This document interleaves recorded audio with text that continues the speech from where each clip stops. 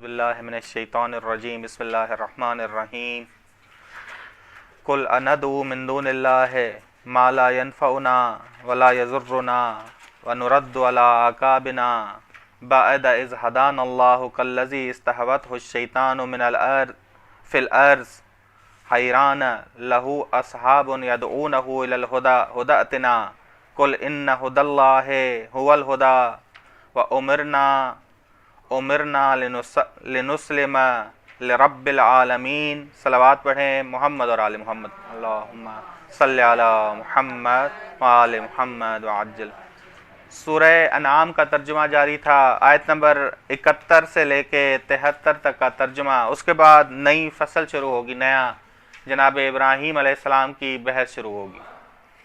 آیت نمبر 71 ہے، 71 ہے کہ قل اندعو من دون اللہ۔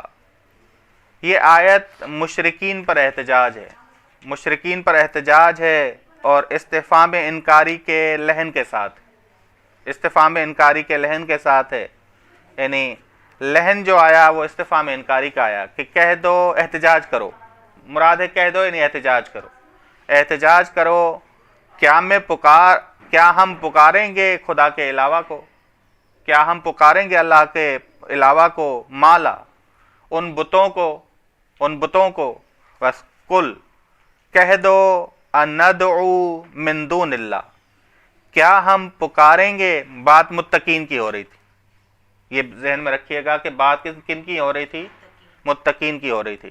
اندعو من دون اللہ، کیا ہم پکاریں گے اللہ کے علاوہ ماں ان بتوں کو، ماں سے مراد بت، ان بتوں کو لا ینفعنا جو نافع بھی نہیں ہیں، ولا یضرنا نہ ہی زار ہیں، نہ نافع ہے نہ زار ہے۔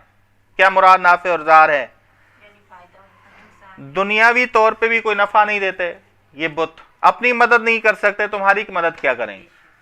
اول بس دنیاوی فائدہ نہ تمہیں پہنچا سکتے ہیں نہ خود کو پہنچا سکتے ہیں، اول نہ اخروی فائدہ پہنچا سکتے ہیں کہ تم ان کے لیے کوئی اگر عمل انجام دیتے ہو تو آخرت میں کیا دیں گے تمہیں، یہ آخرت میں کچھ نہیں دیں گے تمہیں۔ بس ایک تفسیر جو کی گئی ہے وہ عدت کہ جو جہنم کی آگ تیار کی گئی ہے لوگوں کے لیے، والحجارہ وہ بت ہوں گے، وہ ساتھ ان کے ہوں گے، ٹھیک، تاکہ انہیں ہمیشہ معلوم ہو کہ ان کی تم پوجا کیا کرتے تھے، ٹھیک۔ اور اگر بس یہ دنیاوی نفع بھی نہیں دے سکتے اور اخروی نفع بھی نہیں دے سکتے، اول نافع نہیں ہے، اور نہ ہی زار ہیں، نقصان دے سکتے ہیں کس کو؟ اگر کوئی بت کا منکر ہو تو قیامت کے دن بھی اسے سزا نہیں دے سکتے، دنیا میں بھی سزا نہیں دے سکتے۔ بتوں نے کیا بگاڑ دیا تھا جناب ابراہیم کا؟ بعد میں جناب ابراہیم کی بحث شروع ہوگی، آیت نمبر 74 سے جناب ابراہیم علیہ السلام کی بحث شروع ہوگی۔ بس بتوں نے کیا بگاڑا؟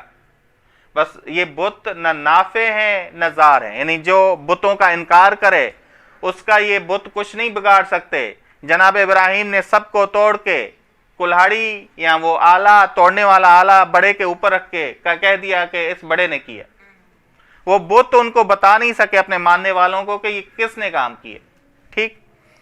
ما لا ینفعنا ولا یضرنا، نہ وہ نافع ہیں نہ وہ زار ہیں، یعنی جو بت کے منکر ہیں ان کو سزا دینے پر بھی قادر نہیں ہے، نہ دنیا میں نہ آخرت میں، ٹھیک۔ وَنُرَدُّ عَلَىٰ أَعْقَابِنَا بَعْدَ إِذْ هَدَانَا اللَّهُ، یہ دیکھیے گا، کیا ہم، یہ شروع سے مل رہا ہے جیسے قل اندعو من دون اللہ، کیا ہم پکاریں گے اللہ کے علاوہ ان بتوں کو جو نہ نافع ہیں نہ زار ہیں، کیا ہم لوٹ جائیں، کیا ہم لوٹ جائیں علی اعقابنا، یعنی جاہلیت کی طرف، ماضی کی طرف، جاہلیت کی طرف۔ جاہلیت کیا تھی؟ شرک۔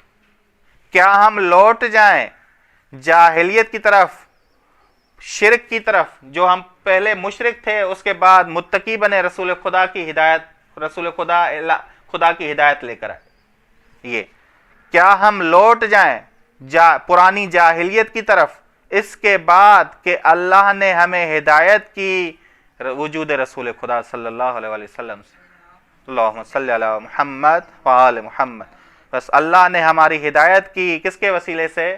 رسول خدا صلی اللہ علیہ وسلم کے وسیلے سے۔ بس اگر ہم دوبارہ جاہلیت کی طرف لوٹ گئے تو کیسے ہوگا؟ کالذی، اس شخص کی مانند، استہوتہ الشیطان، کہ شیطان نے، استہوا سے مراد ہے خود کو نیچے گرانا، بلندی سے نیچے کی طرف آنا۔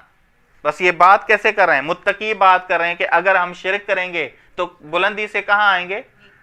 نیچے آئیں گے، تاریکی کے کنویں میں گریں گے۔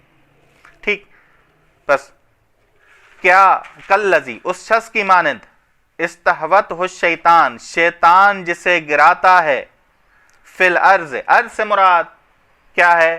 ارض سے مراد پستی، تاریک پستی میں، تاریک پستی میں، تاریک کنویں میں، ارض سے مراد یہاں پستی ہے۔ اس شخص کی مانند جسے شیطان گراتا ہے پستی میں، نہ کہ زمین میں، پستی میں، حیران، وہ سرگرداں ہوتا ہے، اس تاریکی میں سرگرداں ہوتا ہے کہ قدم کہاں اٹھائے، اسے معلوم ہی نہیں ہوتا، اسے پتہ ہی نہیں چلتا کہ قدم کہاں اٹھائے، وہ سرگرداں ہیں، یعنی اس کے ساتھی اسے بلا رہے ہوں، وہ ہدایت کی طرف آتا ہی نہیں آتا، نہیں آتا۔ قرآن خود کہہ رہا ہے، حیران کیسے ہے؟ لہو اصحاب، اس کے ساتھی ہیں، یدعونہ، جو اسے بلا رہے ہیں، الی الہدی، ہدایت کی جانب، ائتنا، کہ تم ہمارے پاس آؤ، تم ہمارے ساتھ ہدایت میں جڑ جاؤ۔ تو وہ جڑتا ہے یا نہیں جڑتا؟ نہیں جڑتا، سرگرداں ہے، نہیں جڑتا، وہ قبول نہیں کرتا، راہ نجات کو نہیں دیکھتا، راہ نجات والی دعوت کو نہیں سمجھتا، جو اس کی ذمہ داری تھی کہ راہ نجات کو سمجھے، راہ نجات کو قبول کرے۔ لہو اصحاب، اس کے ساتھی ہیں جو اسے بلاتے ہیں ہدایت کی طرف، کہ تم آؤ ہمارے پاس، ہدایت کی طرف جڑ جاؤ، لیکن وہ آتا ہی نہیں، قل، جڑتا ہی نہیں ان سے، قل ان ھدی اللہ ھو الھدی، کہہ دو یہ جو رسول خدا ہدایت کر رہے ہیں اصل میں کس کی ہدایت ہے؟ حقیقی ہادی کون ہے؟ مظہر ہدایت خدا رسول خدا ہیں۔ کہہ دو اللہ کی ہدایت ہی حقیقی ہدایت۔ بس رسول خدا اگر دعوت کریں، ہدایت کریں تو کہ کون ہدایت کر رہا ہے؟ اگر رسول خدا حق کی طرف ہدایت کریں، حق کی طرف دعوت دیں تو کون دعوت دے رہا ہے؟ اللہ تعالیٰ۔ بس یہ قل ان ھدی اللہ ھو الھدی، کہہ دو خدا کی ہدایت ہی حقیقی ہدایت ہے۔ وَأُمِرْنَا، کیا کریں گے؟ امرنا کا ترجمہ، امرنا کا لفظی ترجمہ یہ ہے کہ ہمیں حکم دیا گیا ہے۔ امرنا سے مراد ہے، کیونکہ بات دیکھیں کیسے ہو رہی ہے، کہہ دو اللہ کی ہدایت ہی حقیقی اور ہماری ہدایت کی گئی ہے۔ امرنا یعنی ہمیں حکم دیا گیا ہے، ہدایت والا، ہمیں ہدایت والا حکم دیا گیا ہے، یہ مراد، ہمیں ہدایت والا حکم دیا گیا ہے، لنسلم لرب العالمین، تاکہ ہم تسلیم ہو جائے کس کے سامنے؟ لرب العالمین۔ بہت اعلیٰ تعبیر، بہت اعلیٰ تعبیر۔ اگر آپ سورہ شعراء کو پڑھیں تو سورہ شعراء میں جناب موسیٰ اور ہارون گئے فرعون کے پاس، تو وہاں کیا کہا؟ انا رسول رب العالمین، کیونکہ وہ خود کو رب اعلیٰ سمجھتا تھا، بتوں کو چھوٹا رب سمجھتا تھا، خود کو مصر کا اعلیٰ رب سمجھتا تھا۔ انہوں نے تعبیر کیا استعمال کی جناب ہارون اور جناب موسیٰ نے؟ انا رسول رب العالمین۔ پھر سوال کیا وما رب العالمین، یہ رب العالمین کی حقیقت کیا ہے؟ کہا رب السماوات والارض وما بینہما، رب العالمین ایسا رب جس کے علاوہ کوئی رب یہ رب العالمین میں، یعنی یہ اقرار کر رہے ہیں کہ ہم اس کا کوئی شریک مانتے ہی نہیں۔ بس یہ ذہن میں رکھیے گا، یہ پوری تعبیر ہے۔ امرنا، ہمیں ہدایت والا حکم ملا ہے کہ ہم تسلیم ہو جائیں رب العالمین کے سامنے، یعنی اس کا کوئی شریک نہ بنائیں، یعنی اس کا کوئی شریک نہ بنائیں، یہ مراد ہے۔ وہی ایک رب ہے، وہی مدبر ہے، وہی مدیر ہے، وہی اس نظام کو چلا رہا ہے، اس کا کوئی شریک نظام چلانے میں کوئی نہیں۔ ٹھیک، بس رب العالمین، اس کا کوئی شریک نہیں ہے، یہ ذہن میں رکھیے گا۔ ٹھیک، 72 آیت بات چل رہی تھی، پہلے سے جوڑنا ہے آپ نے، وہ امرنا، پہلے ہمیں حکم دیا گیا کہ شرک سے دور رہو، شرک سے دور رہو، وہ امرنا ان عقی، یہ اسی سے جڑا ہو کہ ہم تسلیم ہو جائیں کہ جو ہمیں حکم ملا ہے کہ تم نماز قائم کرو، کیونکہ اعمال میں سے اہم ترین عمل، اعلیٰ ترین عمل کون سا ہے؟ نماز ہے۔ مراد صرف نماز نہیں ہے، اس میں ہر چیز آ جاتی ہے، نماز سب کی نمائندگی کر رہی، ٹھیک، بس یہ ذہن میں رکھیے گا، یہ کہ تم قائم کرو، اقامہ کرو نماز کو، پوری شرائط کے ساتھ نماز کو پڑھو، عمل شریعت، واتقوہ، اور شریعت کا ہدف کیا ہے؟ اخلاق، اور تقوی اختیار کرو، ہمیشہ ثابت قدم رہو، متقی بنو، تقوی اخلاق، واتقوہ، اور اس کا تقوی اختیار کرو، با اخلاق بنو، اور وہو الذی، وہی ہے اللہ، مبدأ عقیدے کی بات ہو رہی، وہو الذی، وہی ہے خدا، مبدأ کے حوالے سے بات، مبدأ کی طرف اشارہ، الیہ تحشرون، جس کی طرف تم سب اکٹھے کیے جاؤ گے، معاد، ہاں جی، وہو الذی، وہ خدا ہی ہے، مبدأ، الیہ تحشرون، جس کی طرف تم سب اکٹھے کیے جاؤ گے، بس مبدأ اور معاد یعنی عقیدہ، بس تم عمل انجام دو، اخلاق کو بلند کرو، عقیدہ درست بناؤ، یہ ہمیں حکم دیا گیا، رسول خدا کے وسیلے سے ہمیں حکم ملا ہے۔ اب مبدأ کی تفصیل، وَهُوَ الَّذِي خَلَقَ السَّمَاوَاتِ، اور دلیل ہے کہ معاد حق ہے، قیامت حق ہے، وَهُوَ الَّذِي خَلَقَ السَّمَاوَاتِ وَالْأَرْضَ بِالْحَقِّ، وہی ہے، وہ خدا ہی ہے جس نے، وہی مبدأ ہے جس نے خلق کیا آسمانوں اور زمینوں کو، بالحق کے، یعنی حق بمعنی ہدف ہے، یہاں ہدف کے ساتھ، وَيَوْمَ، روز حشر، یوم یعنی روز حشر، یقول، وہ کہے گا، کن، موجود ہو جاؤ، فیکون، سارے مردے اٹھ جائیں، سب کو کہے گا اٹھ جاؤ، سب اٹھ جائیں، یہاں جس دن وہ کہنے کا ارادہ کرے گا، ہو جاؤ تو ہو جائے گا، موجود ہو جاؤ تو سارے موجود ہو جائیں گے، بس یہ خدا کا ارادہ ہی خدا کا فعل ہے، خدا کا بولنا ہے، ٹھیک۔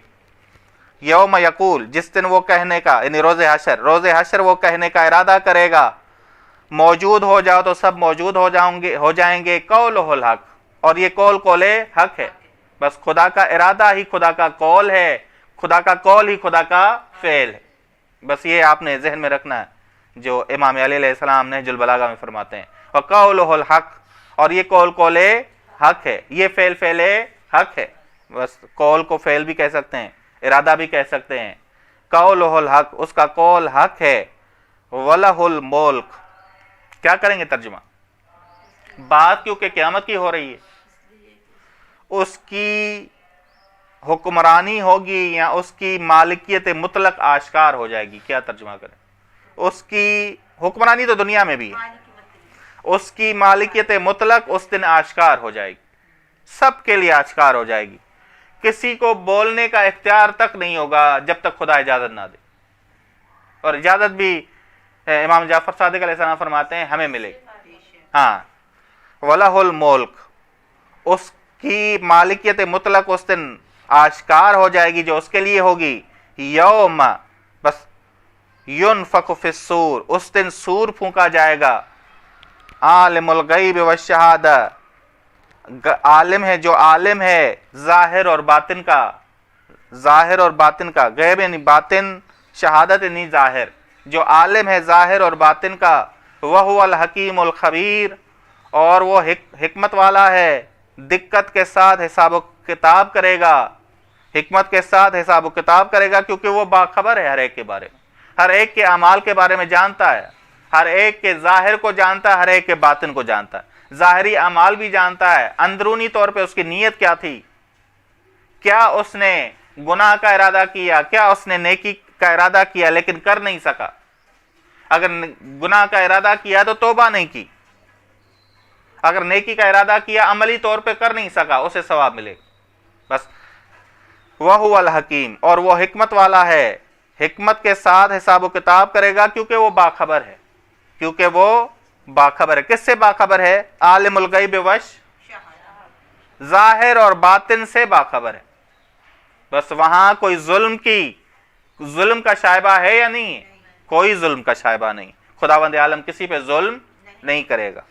ٹھیک، انشاءاللہ اب آیت نمبر 74 سے ایک نئی فصل شروع ہوگی جناب ابراہیم علیہ السلام کی۔ وصلی اللہ علی محمد اہل بیتہ الطیبین الطاہرین